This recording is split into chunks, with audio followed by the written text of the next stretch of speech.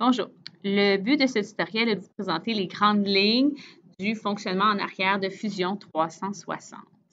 Donc d'abord, vous avez votre barre d'outils. Ici, la mienne est en anglais, mais ce qui va être important d'aller déterminer, ce sera certainement notre unité de mesure. La langue, elle peut aussi être changée. Donc, vous cliquez sur votre nom dans votre coin à droite, cliquez sur Préférences et une boîte va ouvrir. Vous pouvez changer la langue d'utilisation, donc la mettre par exemple en français ou inversement changer de français à anglais. Pour ce qui est des unités de mesure, alors dans notre cas, les unités de mesure en conception, en design, seront toujours en millimètres, donc c'est important d'aller mettre cette référence tout de suite. Une fois que ça c'est fait, le fonctionnement de Fusion 360 ressemble un petit peu à Excel, c'est-à-dire qu'on peut avoir plusieurs feuilles et ajouter plusieurs feuilles. Par exemple, on pourrait imaginer qu'à même un même projet, sur ma feuille 1, on imagine un petit véhicule télécommandé. Bien, sur la feuille 1, je vais mettre le véhicule. Sur la feuille 2, je pourrais mettre ma télécommande. Donc, ça va être généralement des composantes qui ne sont pas nécessairement l'une en fonction de l'autre, mais qui pourraient être interreliées. Donc, voici mon tout projet. Ici, on le voit que je n'ai pas sauvegardé, je n'ai pas donné de nom encore. On va voir comment on fait ça. Donc, vous allez ici dans le coin à votre gauche et vous avez essentiellement tous vos projets qui vont être là, par exemple. Et vous pouvez évidemment vous créer des dossiers et vous enregistrer les différents projets dans ce dossier-là que vous allez créer, par exemple. Pour sauvegarder votre projet, vous cliquez sur l'onglet Save et vous avez la boîte qui apparaît qui vous demande de choisir la localisation, donc dans quel dossier vous voulez le mettre et vous lui donnez tout simplement un nom. Ici, dans le gros bouton à votre gauche, vous avez différentes options. Dans notre cas, à nous, on va se limiter pour Design en ce moment. Le but est simplement de vous montrer les premières fonctionnalités du logiciel. S'il y a lieu, en temps et lieu, on vous présentera les autres fonctionnalités. C'est un petit peu la même chose pour la barre d'outils. Donc, au fur et à mesure qu'on aura besoin des éléments de la barre d'outils, ils seront présentés. On va surtout se limiter pour l'instant à Solide, qui est la partie première. Et comme j'ai dit, l'idée de départ, c'est que vous devez dessiner un objet en 2 dimensions, puis ensuite, vous lui donnez sa 3e dimension. Fait que notre 2 dimensions, c'est notre esquisse, ou communément dit, un sketch. Dès que vous cliquez, on vous demande de choisir des plans. Fait que par exemple, le plan qu'on a l'habitude de voir en maths, là, le plan qui serait ici, qui est bordé par l'axe en vert qui correspond à Y, puis l'axe en rouge qui correspond à X, donc le plan XY tel qu'on le connaît. Vous avez ici avec la ligne bleue qui correspond à l'axe Z, donc qui donne la profondeur, si on peut dire. Vous devez donc choisir l'un de ces 3 plans-là. Vous essayez d'y aller de manière cohérente avec votre objet. Exemple, si j'ai un stylo, alors un stylo qu'on dépose horizontalement, bien, le bouchon, il rentre de gauche puis il sort de gauche à droite en le faisant bouger de gauche à droite. Peut-être que ce serait plus logique d'utiliser le plan dans ce sens-là, où est-ce que je bouge de gauche à droite. Alors que si je prends par exemple un thermos, bien, le bouchon du thermos, c'est de bas en haut. Dans ce cas-ci, peut-être que ce serait mieux de travailler avec le plan de bas en haut. Puis je fais référence aussi, si vous regardez, vous avez un cube ici qui est à votre droite en haut, qui va toujours vous donner la vue de votre objet. Par exemple, choisis un plan quelconque. Là, on voit que le cube s'est déplacé, puis c'est ma vue de haut. Dès qu'on est encore dans notre sketch, notre esquisse, vous avez plusieurs onglets qui sont apparus.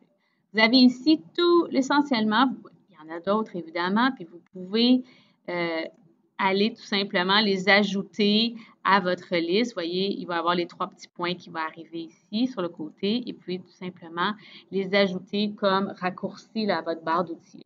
Donc, tout ça ici, évidemment, vous pouvez le mettre à votre goût selon votre utilisation. Mais cela dit, vous avez des éléments de base de votre sketch. Et ici, en rouge, vous avez tout ce qui s'agit des contraintes. Je vais y en venir dans pas trop longtemps. Donc, première des choses qu'on peut faire, donc je vais aller dessiner par exemple un rectangle et je vais tout simplement sélectionner l'esquisse rectangle. Vous voyez que là, je maintiens encore ma souris, là, le clic de gauche sur la souris est maintenu, puis là, tout s'affiche. On voit que les grandeurs en millimètres s'affichent, les cotations sont affichées. Je pourrais tout de suite coter ma pièce. Fait que, par exemple, je vais écrire 50 mm. Voilà. Si j'appuie sur Tab, je peux aller tout de suite coter l'autre côté 100. Puis dès que je relâche ma souris, que je fais Enter, et voilà, j'ai dessiné mon rectangle avec les dimensions que je voulais. C'est pas nécessaire de le faire nécessairement dans cet ordre-là. J'aurais pu, par exemple, prendre mon rectangle, simplement le déposer là, et ensuite aller utiliser l'utilisation ici de cotation et d'aller sélectionner tout simplement le côté et de dire, OK, celui-ci mesure 50 et ensuite coter celui-ci, il mesure 100. Fait que les deux façons se valent autant l'une que l'autre. Vous pouvez appuyer, comme vous voyez là, à côté de mon curseur, là, on voit encore le symbole là, qui est ici là, de dimension. Donc, ça veut dire que vous êtes encore dessus. Fait que pour sortir, si on peut dire, ou le désactiver, ce serait mieux, appuyez sur Escape, puis là, ça le défait. C'est la même chose pour une esquisse. Si vous êtes sur une esquisse, par exemple, je prends des lignes quelconques, fait que tant et aussi longtemps, on le voit sur mon curseur de ma souris, je suis encore sur mon esquisse. Tout est encore dessiné, puis elle apparaît encore. Donc, la seule façon de lui dire, OK, ça va, j'ai fait mon esquisse, c'est dessiné, c'est de faire Escape, et de cette façon-là, c'est terminé. Vous remarquerez que quand je passe mon curseur devant, ça devient bleu, un petit peu plus foncé. Donc, ce que ça signifie, c'est qu'essentiellement, tous les coins se touchent. Donc, je prends un autre exemple. Si je refais ma petite esquisse comme ça, mais que là, de façon très, très, très proche, je m'approche les deux points. Vous le voyez quand même là qu'ils ne se touchent pas, mais on voit bien que l'intérieur ne devient pas bleu quand je glisse ma souris dessus. Donc, c'est là où est-ce qu'avec la roulette de votre souris, vous vous approchez, vous pouvez aller connecter les deux un avec l'autre, et là, tout devient bleuté. Donc, votre esquisse, tous les coins sont fermés. Et ça, c'était une chose qui est importante de savoir, qui est une erreur fréquente. Pour revenir justement sur l'esquisse avec cette option, vous remarquez, même chose, je pars ma ligne, et là, elle me donne deux options. J'ai la grandeur de la ligne et j'ai l'angle. Déjà, là, en fait, j'ai juste fait un premier clic là, qui était ici, puis j'ai déplacé ma souris. Je ne tiens rien sur ma souris.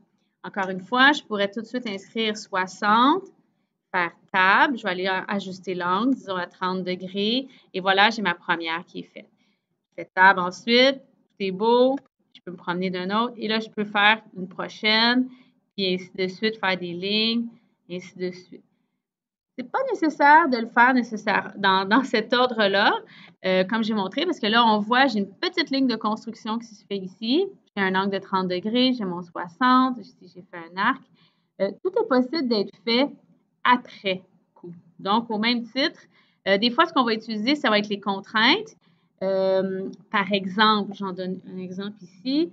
Je voudrais que cette ligne-là soit parallèle à celle-ci. Et qu'on s'en vient dans l'onglet contraintes, puis on veut que cette ligne-là soit parallèle à celle-ci, et je lui dis, va appliquer. Et là, mes deux lignes sont parallèles.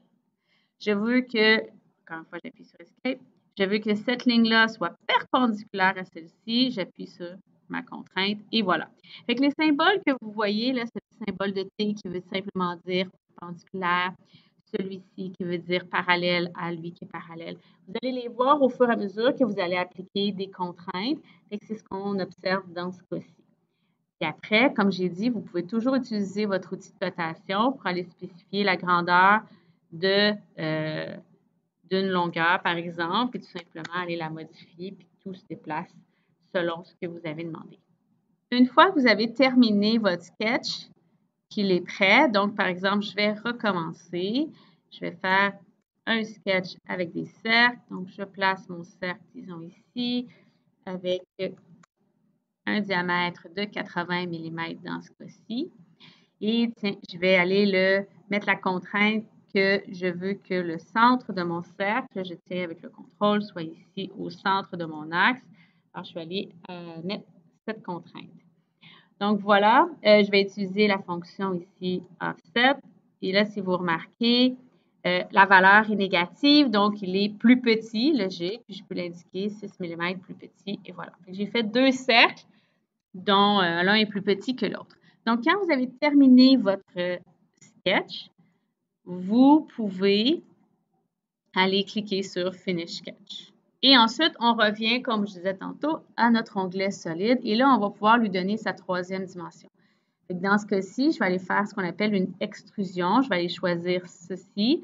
Et je vais aller décider de lui donner, par exemple, une hauteur de 10 mm, par exemple. Là, pour l'instant, on a comme l'impression qu'on ne voit rien, mais n'oubliez pas, vous pouvez utiliser votre cube pour bien voir votre pièce. Donc là, je suis en vue dessus. Peut-être que je ne vois pas bien. Si je clique sur maison, on me donne tout de suite une vue isométrique qui est relativement assez proche aussi de mon objet. Mais je peux le mettre en vue de face ou je pourrais aller le mettre en vue de côté. Dans ce cas-ci, c'est un cylindre, fait qu'on va avoir toujours la même chose. Et évidemment, la vue du haut qui va me permettre d'avoir cette vision. Fait que vous avez ici, dans ce cas-ci, votre objet que vous avez déterminé en 3D. Fait que utilisez le cube pour pouvoir bien voir les modifications que vous avez faites. J'ai utilisé la fonction extrusion. Je lui ai donné une certaine hauteur dans ce cas-ci et j'aimerais changer cette hauteur. Vous avez ici en bas de votre écran l'historique des manipulations que vous avez faites. Vous avez votre premier élément qui était le sketch, puis si je clique dessus, on le voit, puis ensuite vous avez votre extrusion. Fait que si vous voulez modifier quelque chose, vous faites un clic de droite et vous allez tout simplement éditer la feature. Fait que là, vous allez pouvoir modifier la distance. Si par exemple, c'était ça que vous vouliez, on modifie, puis voilà, je l'ai tout simplement agrandi. Évidemment, dans ce cas-ci, il y a plusieurs features. Je vous invite à aller les explorer pour mieux les apprendre à les maîtriser. Mais l'idée aujourd'hui, c'est simplement de s'apprivoiser un peu les différentes fonctionnalités sur le logiciel.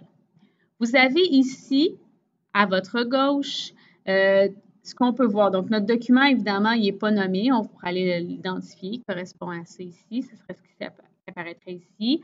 Les origines, ils sont masqués en ce moment. Je pourrais voir mon plan. On voit qu'il est bien central, puis je le cache de cette façon-là. Parfois, vous allez vous rendre compte que c'est utile. Bodies, dans notre cas, on a une seule composante, donc un seul body. Il peut y avoir plusieurs bodies dans une pièce.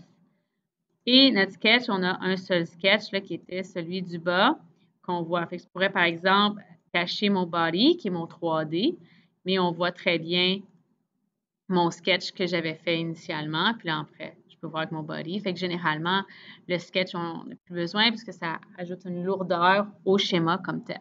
Mais vous avez aussi accès à votre historique en bas qui vous permet de voir. Puis vous pouvez déplacer aussi votre curseur pour retourner en arrière si vous voulez des modifications à faire. On verra plus tard dans quoi ce sera utile d'utiliser cette option-là.